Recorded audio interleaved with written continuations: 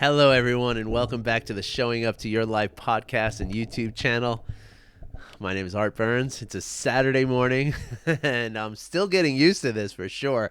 It's not, yeah, it's definitely a shift. It's really interesting to try to get into a new schedule like this, right? Like, when you're used to for so long. I mean, just in terms of there's just the mental aspect of what the weekend is, right? The world around me is having a weekend, right? But yet I have to work. Nothing. I mean, it's I've experienced this before, of course. I've had jobs where I had to work on the weekends and stuff like that. I mean, most of us have had at least some experience with that kind of thing, but it makes it very, very, strange and difficult, and so one of the things that's very sort of maybe what's the word I'm looking for, maybe intuitive, right, would be to feel a little guilt or a little shame or a little kind of crack the whip on myself a little bit, right? Because a lot of when we're trying, like, I've made a commitment here, right? I'm going to do this Saturdays and Sundays. I'm going to take off Mondays and Tuesdays, and that's my new thing, right? And so now I have that commitment, and so the natural intuition is to feel like, okay, everything's got to stay exactly the same. We're just shifting 2 days, right? I mean, there should be no difference in the content that I create. There should be no difference in the way that I feel doing the content. It's just on a different day, right? But the reality that I just mentioned is still true, right? Like, it is not that easy to change, right? We got, just in the general vibe of the whole world, right? It's not going to have the same energy, right? It's just not. No matter what I try to do, it's not going to be exactly the same. It's just going to be different recording on Saturday and Sunday rather than Monday and Tuesday.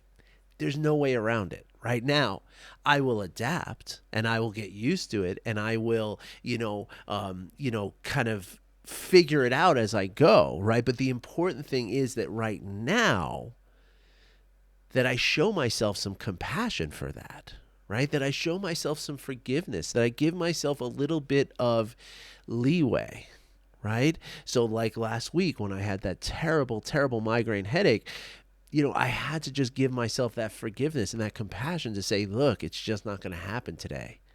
And similarly, some, like, when I, even last Saturday, I remember feeling like, this doesn't feel the same level of, as I always tell you, and when I start these calls, right, I feel an excitement, but that is a Monday through Friday kind of excitement, right? That's the way my nervous system has, my circadian rhythm of every cell in my body recognizes that Saturday and Sunday are the days where we cool off, we do house stuff, we get cozy with ourselves, right?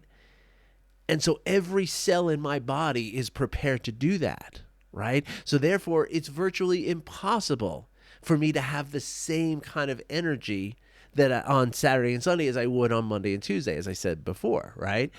And so the idea then, right, again, the intuition might be to say, all right, well, then you're just going to have to push that much harder to make it happen. You're just going to have to really work, you just have to really, beat yourself up over it, right? Now, there might be a need for something, right? And if I have to conjure up some energy, if I have to say, okay, even though it's not what we want to do right now, we gotta make this happen. That's okay, right? Like, there's nothing necessarily wrong with that kind of thing, right? But it's the thing where we say, gosh darn it, Art, you got to get your crap together. This is bad. You are screwing up here because your Saturday YouTube and podcasts were not the same as Mondays or last Mondays or whatever, right? Like, when we start comparing, right, and we start, kind of, insisting on a certain outcome from ourselves, right? That and we're not getting that outcome, that's when we're likely to start beating ourselves up over it, right? And I'm going to tell you right now. All right. Now, it's not to say that it's impossible that that's going to work. Of course, it might, right? Depending on, your general sort of what you've done your whole life and how you respond to that sort of, self-flagellation kind of thing, right? I mean, I grew up in Catholicism, right? With a very strict Catholic family. So I know about self-flagellation. Believe me, I know, right? And so, but the idea, though, or not the idea, the reality And this is born of 15 to 20 years of research over the last 15, 20 years, just abundant research, so much so that Dr. Kristen Neff, who is the pioneer of self-compassion in like psychological work, right? She's been devoted her life to this over the last 20 years. And she herself says that the research is coming out so fast that she can't even keep up with it. And this is a person, that's all she does, right? That's like me with mindfulness, right? Like it's all I do. You bet your bippy that I know everything that's coming out on it, right? Like I'm up to date on all the latest research, right? Because it's what I do every day, all day. So that's what Dr. Neff does. So the fact that she makes that comment, which I heard her say herself in a talk, that the research is coming out so fast and furious that she can't even keep up with it, right? That says a lot about how many people are out there researching the impacts of self-compassion. And so what that research has told us so far even, right, and it's not stopping, right, there's just more and more coming out every day, but what this research has told us is that the old model, that intuitive model that most of us have, and it is, the research shows that like 95% of us believe that if we're harder on ourselves, we will be more successful, right? If we're harder on ourselves, we'll produce a podcast that's the same on Saturday as it was on Monday. If we're hard on ourselves, we'll be able to achieve the goals in our lives, whatever they are, right? That model, what the research shows is that model is simply not true. It just doesn't work that way. What does work, and what has been borne out in exhaustive and unambiguous research over the last 15 to 20 years, is that when we are our own support, when we are our own ally, when we are our own friend, that this is associated with well-being. This is associated with less of depression and anxiety and perfectionism and body perfectionism and what else? Stress. There's all kinds of benefits. And again, you can look it up. Just Google self-compassion and you'll get as much as you can possibly read today. All right. And so self-compassion has been shown to reduce all those negative, things, the pathologies that we don't want: depression, anxiety, stress, perfectionism, catastrophicism, making things bigger than they are, overly identifying with the things that are happening to us emotionally and physically out in the world, right? Blaming ourselves for things. These are the things that reduce with self-compassion. So what increases with self-compassion? Resilience, optimism, awareness, attention, generosity, compassion, kindness, right? And if you remember those four things that I just mentioned, right? Attention, outlook, optimistic outlook, resilience is right, and generosity. Those are those four constituents of well-being that I talk about all the time. That Richard Davidson tells us about. Right? It's not just him, of course. These are universally held. Like that is well-being, right? Like if you can cultivate those four constituents, then you will live in well-being, right? Like that's how it goes. And so self-compassion alone, right, can satisfy that, can cultivate all four of those things for you, right? But it's not just self-compassion, it's also mindfulness. But it's not just mindfulness, it's also compassion at large. And I want to tell you what I mean by that. But first, let me tell you about why it's important to remember mindfulness with the self-compassion. And in fact, Dr. Neff's institute that she runs with, I want to say his name is David Berger. I don't know. I gotta look that up. I always think of it like as I'm doing this video, and I keep forgetting. I've known of Kristen Neff for a long time, and I'm a huge fan of hers. I mean, it's like got a crush on her and stuff like that, right? It's like, it's crazy, the man, how much I respect that woman, it's like a sapiosexual crush though, right? It's just her brain. I'm just like, oh my gosh, this woman's brilliant. I think about her all the time. But anyway, it's not like weird or anything, but anyway, so the two of them run this foundation or a center. They call it the Center for Mindful Self-Compassion. Right. So mindfulness, and let me just explain really quickly, and I'll use Dr. Neff's explanation of this. Right. That compassion requires our attention. Right. It requires for us to notice the suffering. As Dr. Neff says, let's say you pass somebody on the street. You're walking down the street, and you're the kind of person who would gladly give $1 out of your pocket to somebody who's homeless and suffering, right? And so as you're walking down the street, you're passing somebody who's in a situation like that, right? Now, again, or every single time, you're the type of person who gives $1, right? Or $5 or whatever it is, right? But let's say you're walking by that person and you're on your phone, you're texting, or you're on Facebook or something like that as you're walking down the street. Well, then you don't notice the person as you pass them.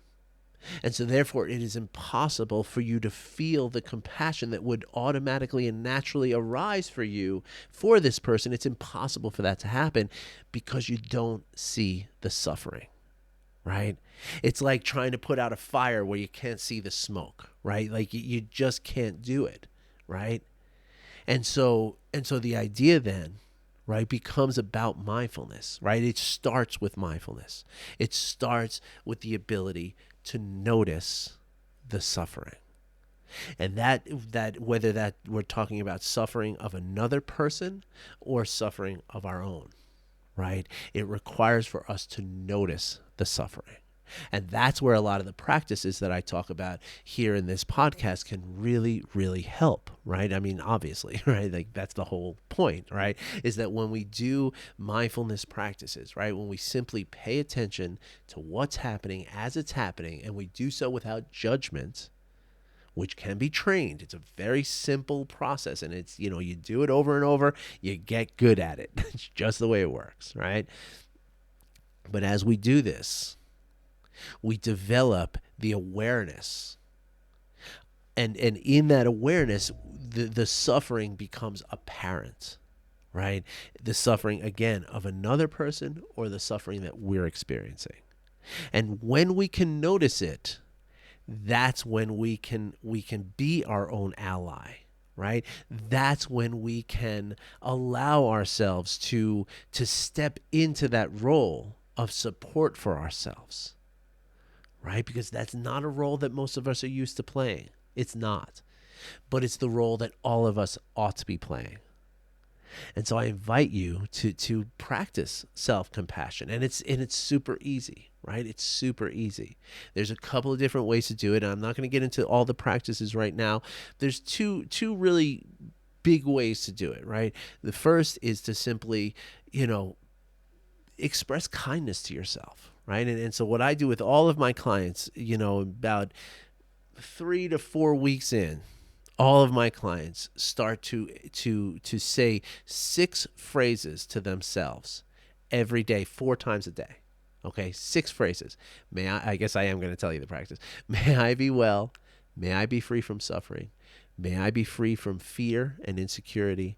May I be forgiven for my mistakes and my misdeeds. May I feel loved. May I be happy. That's it. Right? Repeat that to yourself. Set a timer 4 times. Okay, now what I do is I these are 2 practices in one, right? So what we do is 4 times a day, you set a timer. And when the timer goes off, you simply stop what you're doing for just a minute or 2, and you notice, right? You just notice. Remember, if you're walking through your life on your phone or with all those thoughts going on in your head, you don't stop. You just keep go, go, go, go, go. You're not going to notice the suffering. And therefore, you cannot do anything for that suffering, whether it's another's or yours, right? And in a second, I'm going to tell you why it doesn't matter. This is going to get fun. Okay, but 4 times a day, right? Stop what you're doing. Again, After you've done it for a little while, it can be as little as 10 seconds. Right, we're not talking about a huge time thing. It's not about how much time you spend doing this thing. It's about doing it. Right, it's just about actually pausing for a moment and checking in with yourself. Okay, and so you check in 3 specific ways. First, you check in with your body. Just notice what your body's feeling right now. Is there anything that's kind of calling out to you in terms of like a pain or a stiffness or a soreness, or maybe there's a vibration somewhere, maybe there's some tension somewhere? Just take a quick scan of your body. What's happening in my body, right? And maybe I don't notice anything. Maybe my body just feels normal. That's okay, right? It's not about the answer. It's about the question, right? So you check in with yourself. You check in with your body, right? Next, you check in with your emotions. And now the emotions are always plural, almost always, right? The emotions almost every time, it's a mosaic of emotions happening in your body. So check in with yourself and ask yourself, okay, I feel this one emotion. What else do I feel? Is there more? Are there more emotions underneath that one? Again, few seconds or something like that, right? Now, step 3, you're going to check in with your thoughts. And ask yourself 2 really specific questions about your thoughts in the beginning to familiarize yourself with watching your thoughts, because it's not something most people are used to doing, right? So you check in with yourself, ask yourself 2 specific questions about your thoughts. Number 1, what's the quality of my thoughts in terms of, are they barreling through my mind like a freight train? Or are my thoughts seem a little calm and a little sort of, mellow, right? Or somewhere in between? What quality of my thoughts are right now, right? Am I jumping around, or does it feel pretty organized, right? That kind of thing. And then, now, the second question you ask yourself is, right now, if I just look at what my thoughts are doing right now, where are my thoughts? Are they in the future, or are they in the past? And that's it. Now, do those 6 phrases. Okay, do that practice 4 times a day. And I promise you, within a few weeks, you're going to start supporting yourself. You're going to become your own ally. Okay, now, here's the fun part. A lot of times we talk about self-compassion, right? And then we talk about compassion for others, right? There's a concept that's really a kind of a Buddhist concept, right? Thich Nhat Hanh talks about it quite a lot. It's called interbeing, right? Sometimes it's called interconnectedness, right? And the reason I bring this up is because when we talk about compassion, right? So most of us, right, almost everyone, and this also is borne out in Dr. Neff's research, right, that almost all of us, right, we feel like we can express compassion for almost everyone, right? Like, most of us are that way. Humans are wired to be that way. Okay, so most of us, unless we've experienced some kind of pathologies along our lives that have prevented us from feeling this for other people, then all things being equal, we're generally speaking going to feel compassion for most people, right? Again, the homeless person, the person who, will hold doors for people, will, if somebody drops something, where most of us are willing to stop what we're doing and help pick them up, right? We just have, most of us, again, unless we're, in turmoil or anger, or have, deep feelings of resentment for the world based on pathologies in our lives, right? All those things accepted, everything being equal, most of us will hold the door open for someone, et cetera, right? But at the same time, okay, there are 2 kind of thresholds where our compassion stops. Okay, one threshold is for those people who have done wrong, right? Most of us feel that we are willing to offer compassion to everybody except people who have hurt us, or people who are, public, political figures, if you will, right? Who have done bad things. Right, a lot of people would put Donald Trump in this category. A lot of other people, the people who voted for Donald Trump would put Joe Biden in this category, right? So it's like we all have somebody who we don't, like. We think we have resentment for them, right? If you love Donald Trump, you probably don't love Joe Biden. If you love Joe Biden, you probably don't love Donald Trump, right? So most of us have that person or that set of people in our lives that we will not offer compassion to. Right? Most of us also have that other threshold on the sort of back end, where we're not willing to offer compassion to ourselves. Okay. Again, most of us grew up feeling like we got to push ourselves. We got to be tough on ourselves. We got to, don't forgive. Don't be soft, run, run, run, push, push, push. Right. And so when, like I like to use the example of like, say you're walking through a mall and it's, not really busy or anything. And somebody, like just a few feet in front of you steps on a melted frozen yogurt and falls flat on their face. Right. And all their bags go flying and they're bleeding from their nose. Most of us, like 95% of us, would stop everything we're doing, right? And we will stop and we'll go down. We might even put a hand on the person and say, hey, you okay? What can I get you? Are you hurt? Do you need medical assistance? How can I help you? Right? That's the tone that most of us take, right? But if we ourselves are that person on the floor with our nose bleeding and our stuff all over the place, oh boy, that inner dialogue has nothing to do with help and friendly and kindness. That inner dialogue, if you're like 95% of us, that inner dialogue is why did you do that? How could you be so foolish to, didn't you see that puddle? Like, how could you fall all the time? What is wrong with you? Right? So that's the other threshold. But now here's the thing, right? Breaking down one threshold breaks down both thresholds. And this is where it's really exciting. And this is where it comes into this interbeing and this interconnectedness. Okay. Now, hang on with me, okay? Because we're going to get into some woo-woo stuff here, but it's going to be exciting, okay? So, the reality is, and this is not the woo-woo part yet, but a scientific reality is that when I withhold my compassion for someone, right, most of the time that means that I'm not forgiving that person, right, for whatever they've done. They've done something to me. They've done something to the world. I don't forgive them, and so therefore I'm not offering them compassion. What happens when we do that, right, is that every time we think of that person or that circumstance, right, we're actually, experiencing stress in our bodies, right, in a negative way, distress, right, not the good stress, right. We're we got cortisol and adrenaline rushing through us, and we're feeling anger, and we're actually damaging ourselves. If you remember, I told a story about a doctor in the burn unit in New Orleans who found over a couple of years hundreds of patients who were willing to offer compassion and forgiveness for the person who put them into this situation, they healed better. They took skin grafts at a rate of 1 to 4, meaning the people who were unwilling to give forgiveness or compassion had to take 4 skin grafts because their bodies kept rejecting it. Okay, that's how on a cellular level, right, we want to be compassionate, right? Like it's not good for us to not be compassionate. Okay, so therefore, right, when we withhold compassion for that person out there, that person who's done us wrong or anyone past that threshold, right, when we withhold our compassion for that person, we're actually withholding our own compassion, right, for ourselves. We're actually damaging ourselves, right?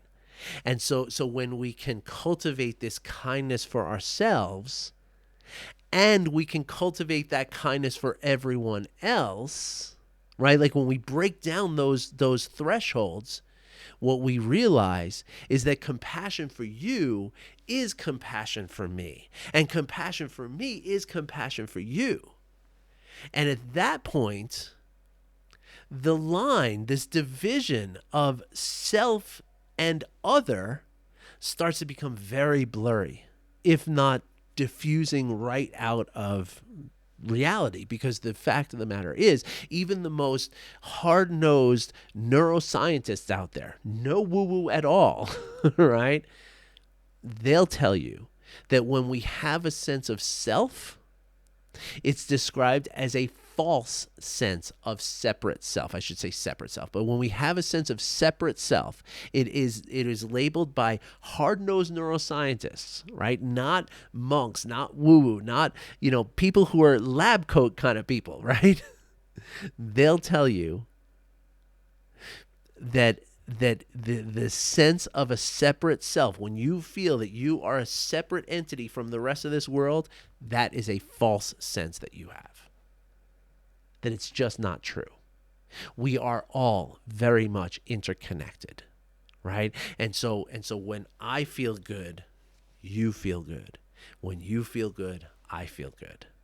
right? And that's reality, right? There's a scientific basis for that, right? Empathic resonance and mirror neurons are some of the ways in which I've described this, right? That there's an empathic resonance that we have, that when somebody walks into a room and is feeling good, has a good, kind of a healthy and vibrant energy, that's attractive to us. We want to be close to that person because it feels good, right? And on the other hand, when somebody walks into a room gloomy and dark and sulking and quiet and over in the corner kind of thing, I don't feel good about this person around this person right now. Of course, that's not about the compassion, right? The compassion is go over to that person, talk to them, and see if you can lift them from that gloom that they're feeling, right? But the empathic resonance is the reality is that you will feel that, right? And that's noticing, right? So when you notice that, you give some compassion to that. And by giving compassion to them, you're feeling compassion for yourself. And so everybody is lifting each other up at that point, right? And that really is what life is all about. That's what we're here for. We're here for to be kind to one another and to be kind to ourselves. So anyway, I hope that wasn't too woo-woo for you. I hope you enjoy it, seriously, because it's a real thing, right? The idea of full compassion for you and compassion for me means compassion for we, right? Because that's the reality, right? Yes, there is a you. There is your body. There's your energy. There's your soul, whatever it is, right? There's your mind even, right? Even though a lot of people will say that there's just one mind in the whole world kind of thing, right? That's what this is getting towards, right? But yes, there is a distinct you and there is a distinct me, right? But when we're connected, there's also a we. And there's a transfer of energy that goes back and forth between us that creates this other entity, right? Which creates a new thing that is you and me and we together. And so when we can be aware of that, then compassion flows naturally, right? Anyway, I hope you enjoyed this talk today. And if you have any questions about that, please just reach out. Okay, you can either reply to the email or, as usual, I'm going to put the link in the description below to book a call with me. Okay, it's a free coaching call. You already own it. Okay, I've bought it for you. Okay, I purchased it. Now, most people pay me $100 or more for this same 45-minute session. Okay, I've already purchased it for you. It's got your name on it. All you have to do is claim it. And the way you claim it is by clicking the link in the description. All right? All right, I wish you well. I'll be back again tomorrow on Sunday. Barring any kind of crazy migraines that come up, I'll be here again tomorrow to talk about some more good stuff. What do I have cooking tomorrow? What's the coming attractions here? What's the teaser? I